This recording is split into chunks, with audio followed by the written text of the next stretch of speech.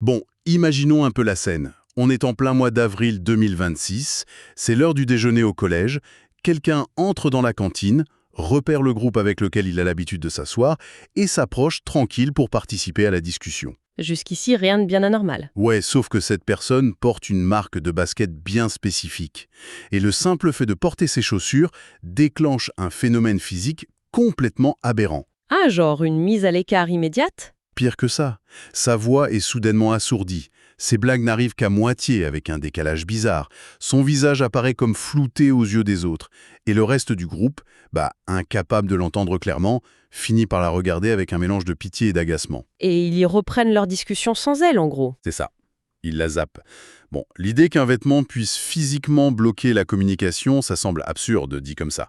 Mais cette dynamique d'exclusion automatisée par un objet, c'est exactement ce qui se passe numériquement tous les jours dans les cours de récréation. Cette image de la voix assourdie, ça illustre parfaitement le cœur de notre sujet d'aujourd'hui. Ce qui est, à la base, un simple choix d'équipement technologique, s'est métamorphosé en une barrière sociale infranchissable pour les ados. Et invisible pour la plupart des adultes, c'est le point de départ de notre décryptage d'aujourd'hui. On va se pencher sur l'objet statutaire absolu de notre époque, l'iPhone. Tout à fait. Et pour ça, on va s'appuyer sur une enquête hyper exhaustive du média Block News qui vient tout juste d'être publiée ce mois-ci, intitulée « L'iPhone, l'objet statutaire par excellence ». Notre mission pour cette analyse, c'est de comprendre comment un simple téléphone est devenu la grammaire sociale incontournable de toute une génération. Et surtout, comment ça a généré une crise de santé publique au point de déclencher une panique gouvernementale mondiale. Parce que le point de bascule, on le voit très clairement dans les statistiques rapportées par Block News. Au printemps 2025, il y a une étude de Piper Sandler qui a mis en lumière un chiffre complètement fou. Ouais, un chiffre qui donne le vertige même. C'est ça. 88% des adolescents américains, donc ceux âgés de 13 à 19 ans, possèdent un iPhone. 88%. C'est plus juste une part de marché dominante, là, c'est un monopole affectif. Exactement. À un tel niveau, l'outil n'est plus un produit de consommation classique, il devient carrément l'infrastructure de la sociabilité adolescente. Et ce qui est fou, c'est l'accélération. En 2015, cette proportion n'était que de 66%. Ce qui était déjà énorme. Oui, mais avec la concurrence, on aurait pu penser que ça allait se stabiliser. Mais non, c'est monté à 88%. Et le moteur de cette conquête, il porte un nom très précis. La fameuse bulle verte. Ah, la bulle verte. C'est vraiment un cas d'école de design coercitif. En fait, le fonctionnement technique repose sur une asymétrie qui est totalement délibérée de la part d'Apple. C'est-à-dire que quand on est sur Android, on est puni, c'est un peu ça. En gros, oui. Lorsqu'un groupe d'ados discute sur iMessage et qu'un utilisateur sous Android tente de s'intégrer, le système modifie visuellement l'interaction. La bulle apparaît en vert vif au lieu du bleu habituel. Et ce vert, c'est juste le début du calvaire, non? Ah oui, la couleur, c'est juste le signal d'alarme. Derrière, c'est toute l'expérience de communication qui s'effondre. Parce que le protocole utilisé pour intégrer ce message extérieur est super ancien. Résultat, les vidéos envoyées par l'appareil Android subissent une compression extrême. Les images sont hyper pixelisées, presque illisibles. Et les petits points de suspension, tu sais, ceux qui montrent que quelqu'un est en train d'écrire, Ouais, ceux qui créent l'anticipation, là, le suspense. ils disparaissent complètement. Pareil pour les accusés de lecture. Donc le rythme naturel de la conversation est brisé net. Et le groupe entier constate en temps réel que l'expérience est gâchée. Et tout le monde blâme l'intrus à la bulle verte. C'est redoutable. Apple déplace la responsabilité. Les ados ne blâment pas le système fermé d'Apple. Ils blâment leur pote, qui a un Android. L'enquête cite d'ailleurs un article du Wall Street Journal de 2023 là-dessus. Sur les conséquences psychologiques, c'est ça, hein. Oui, des ados y expliquent ouvertement qu'ils refusent carrément de sortir avec des pairs utilisant un Android. Le système génère des moqueries et parfois même une isolation pure et simple. Genre, on t'exclut du groupe de discussion pour ne pas polluer la qualité des échanges. C'est une cruauté incroyable. Et ça marche. 62% des ados américains choisissent l'iPhone spécifiquement pour la compatibilité entre pairs. C'est une norme sociale à part entière. Mais attends, si on se place d'un point de vue purement technique, là, je veux dire, des modèles comme le Samsung Galaxy S25 ou le Pixel 9, ils sont tout aussi performants, non? Bien sûr. Ils sont même meilleurs sur certains points, comme la photo ou la batterie. Ce sont des vitrines technologiques super chères. Donc le choix n'a vraiment plus rien de rationnel ou de technologique. Complètement. Le choix a été vidé de sa rationalité. C'est l'équivalent numérique d'un code vestimentaire. Et l'entreprise a parfaitement compris cette dynamique. Ah oui, l'enquête de Block News rappelle cette anecdote incroyable de 2022 avec Tim Cook. Une scène très révélatrice, oui. Un journaliste l'interpelle sur ses problèmes de compatibilité, expliquant qu'une mère n'arrive pas à envoyer des vidéos claires à son enfant. Et Tim Cook répond avec un aplomb incroyable, achetez un iPhone à votre mère. Voilà. C'est une stratégie de friction sociale totalement assumée. Et pourquoi ils font ça? Parce que cette exclusion sociale, c'est le carburant de la machine à cash la plus puissante de l'histoire du capitalisme.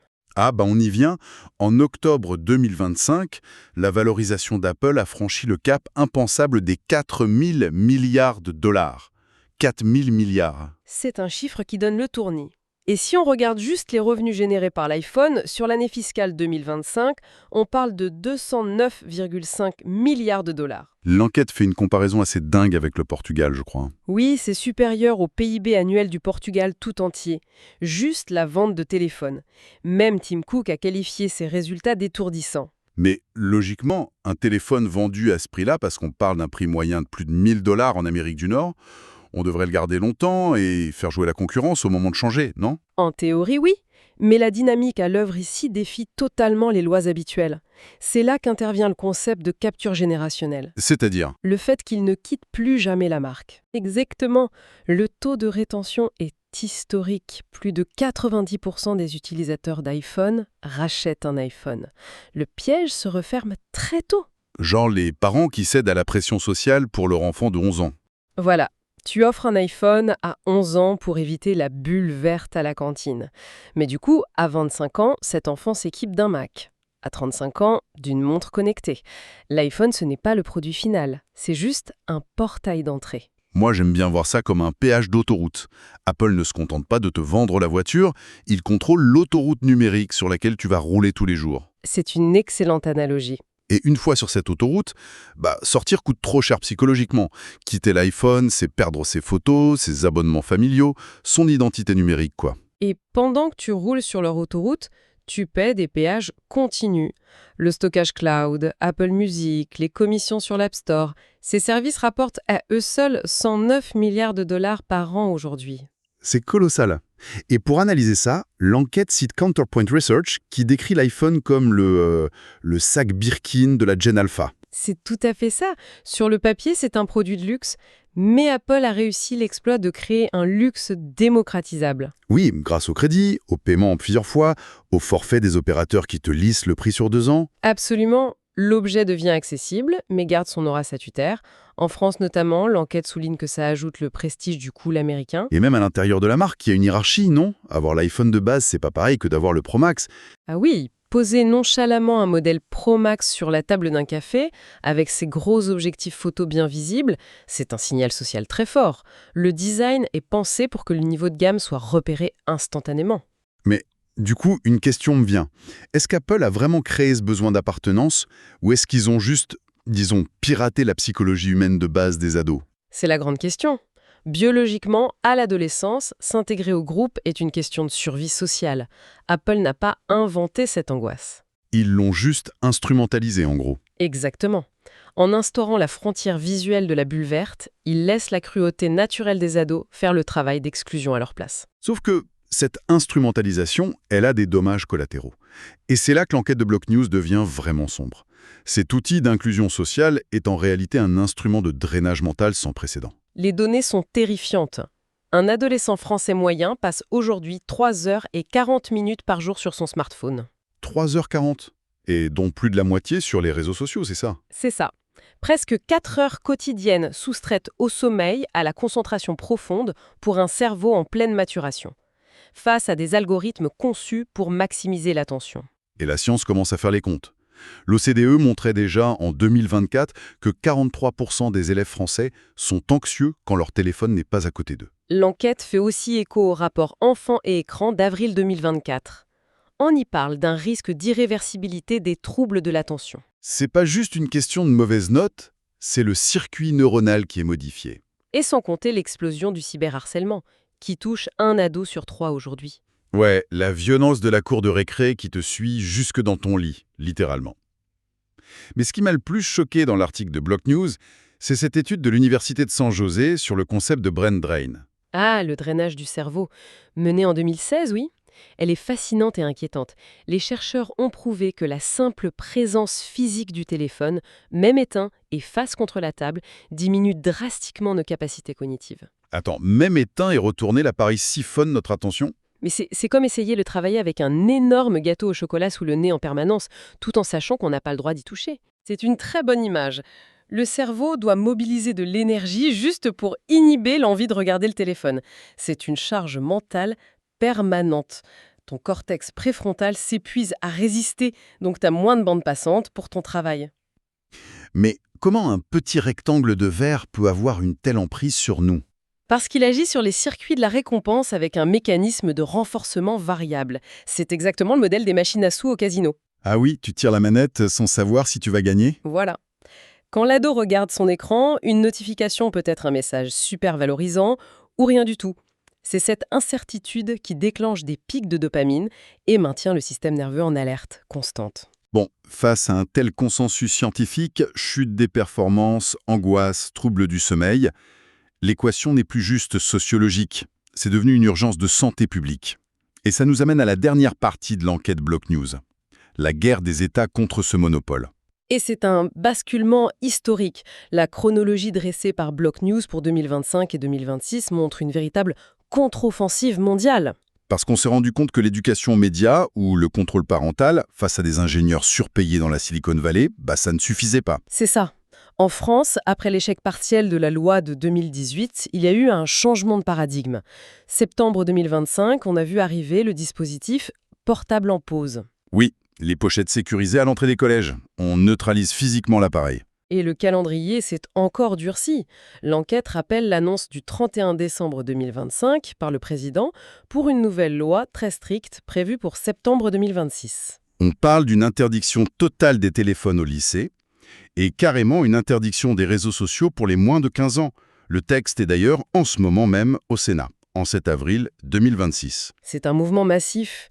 Et l'État, quelle que soit sa couleur politique, tente vraiment de reprendre les territoires mentaux conquis par la tech. D'ailleurs, petite parenthèse très importante pour les gens qui nous écoutent, on ne prend évidemment pas position sur ces lois ici. Notre but n'est pas de dire si elles sont bonnes ou mauvaises. Bien sûr, on se contente d'analyser les faits rapportés par l'enquête. Tout à fait. Et ces faits montrent que ce n'est pas qu'une exception française. Le mouvement est mondial. L'Australie a été pionnière dès décembre 2025 en interdisant les réseaux aux moins de 16 ans. Avec des amendes colossales pour les plateformes qui ne vérifient pas l'âge d'ailleurs. L'Espagne impose maintenant un contrôle limitant l'usage à 60 minutes par jour pour les 13-15 ans. L'Italie a carrément banni le smartphone des écoles. Et aux États-Unis, il y a le Kids Online Safety Act. Mais tout ça soulève quand même une énorme question qui est soulevée à la toute fin de l'article de Block News. Ces lois, elles interdisent l'usage dans certains lieux géographiques ou à certains âges. Oui. Mais la mécanique de la bulle verte, les algorithmes de la machine à sous, tout ça reste intact dans le téléphone. Est-ce qu'on ne traite pas seulement les symptômes sans toucher à la maladie? C'est l'angle mort de toute cette offensive législative. Sanctuariser l'école, c'est vital, oui. Mais la mécanique d'exclusion et l'ingénierie addictive restent profondément ancrées dans le code des appareils. Donc dès que l'ado sort du lycée, pouf, la pression sociale et l'ostracisme reprennent leurs droits. L'iPhone reste l'arbitre impitoyable de la vie sociale le soir et le week-end. C'est tout le défi de cette fin de décennie. La loi agit sur le périmètre physique, mais l'architecture du produit dicte toujours les normes d'inclusion. C'est vraiment édifiant comme parcours quand on y pense.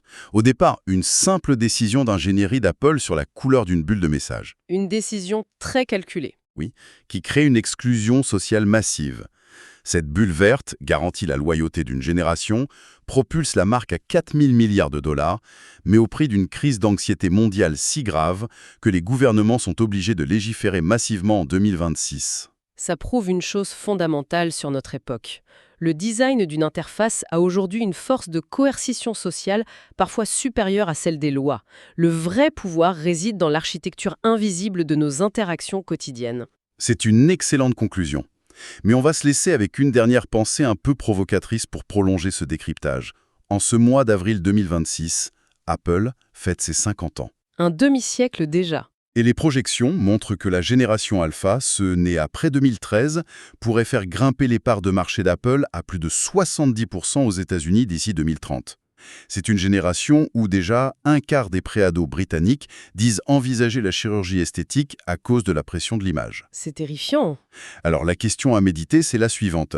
Si les lois finissent par réussir à chasser les réseaux et les smartphones des écoles, est-ce que l'iPhone perdra vraiment son statut de roi de la cour de récré? Ou est-ce que cette génération alpha va juste trouver de nouvelles arènes virtuelles, encore plus cachées et hors de portée des adultes, pour continuer à imposer la dictature de la bulle bleue? Exactement. Fermer la comptine physique n'empêche pas de recréer les hiérarchies ailleurs. Le dilemme de la mauvaise paire de baskets qui t'empêche de parler, il n'est pas prêt de disparaître.